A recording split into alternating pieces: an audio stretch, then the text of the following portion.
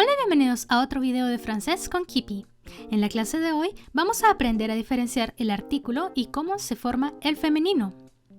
Lo primero que debes saber es que el uso del artículo es obligatorio en francés, por delante del nombre y adjetivo, y que existen dos tipos de artículos, como ocurre en el español, los definidos y los indefinidos. El artículo definido es aquel que se refiere a algo concreto, cercano, del que tenemos constancia. Señala algo único entre los demás. Corresponde con nuestros el, la, lo, las, los. Le es el artículo definido singular masculino, como nuestros el y lo. El plural es igual, pero añadiendo una S. Le. Vean la diferencia de pronunciación entre le y le, sin rastro de la S, salvo que se produzca una liaison. Pero Kipi, ¿qué es una liaison? Es cuando el último sonido vocal de una palabra es el mismo sonido vocal que el inicio de otra y se introduce en medio el sonido de la consonante para separar las sílabas. En este caso, solo se pronunciaría cuando la siguiente palabra empiece por el sonido E, como enfant o les enfants. La es el singular femenino, igual que en español. La maison, la casa. Y el plural, también le.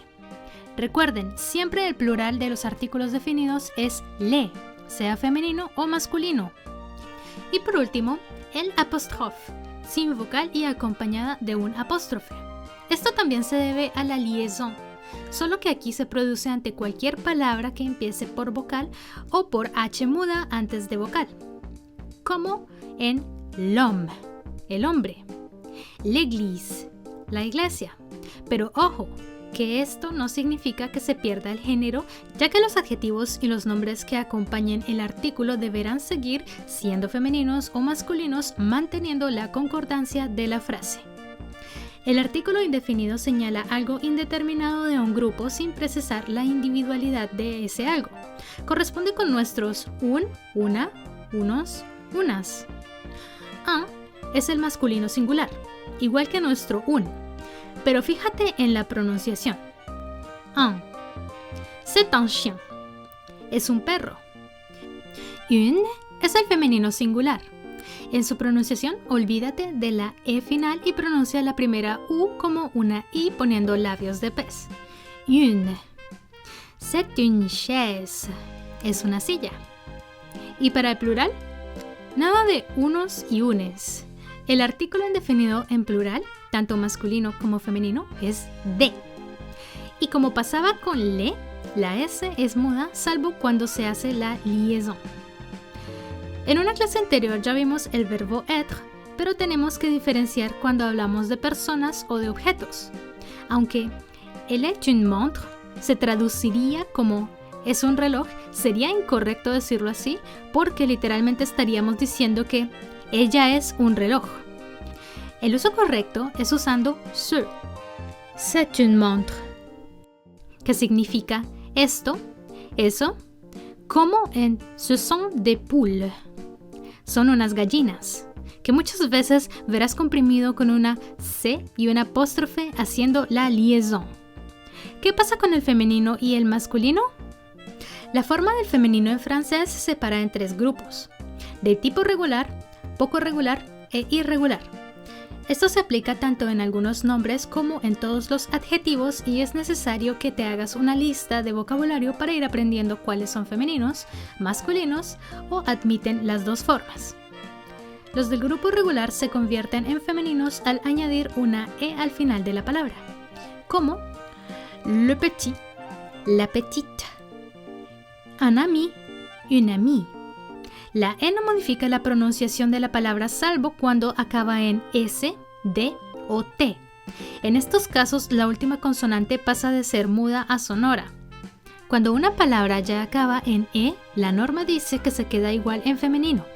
Sin embargo, a veces se dobla la consonante final con el cambio a femenino.